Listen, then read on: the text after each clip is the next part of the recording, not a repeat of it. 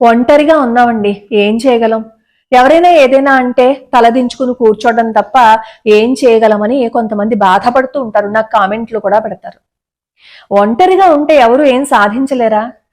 ఏ యుద్ధమైనా, ఏ ప్రయత్నమైనా ఒక్కరితోనే మొదలవుతుంది, 100 మందితో మొదలవదు. ఒక్కరే మొదలు పెట్టాలి.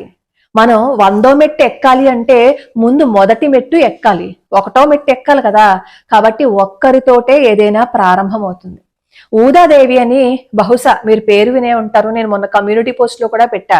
ఆవిడ కూడా ఒక్కరే, కానీ 32 మంది బ్రిటిష్ వాళ్ళని ఎదుర్కొన్నారు తెలుసా. ఆశ్చర్యపోతారు బ్రిటిష్ వాళ్ళు, ఒక్క మహిళ ఎలా ప్రతీకారం తీర్చుకుంది అని. మనకి ఏదైనా పని చెయ్యాలని సంకల్పం ఉండాలే తప్ప మన మనసుని వేరే చోటకి మరలనివ్వకుండా మన లక్ష్యం మీద దృష్టి పెట్టినప్పుడు మన వెనకాల ఎవరున్నారు అని ఆలోచించవలసిన అవసరం లేదు. నువ్వు మంచి చేసే మాట అయితే ఒక అడుగు ముందుకు వెయ్యి, నీ వెనకాల 100 మంది నీకు తెలియకుండానే తోడవుతారు.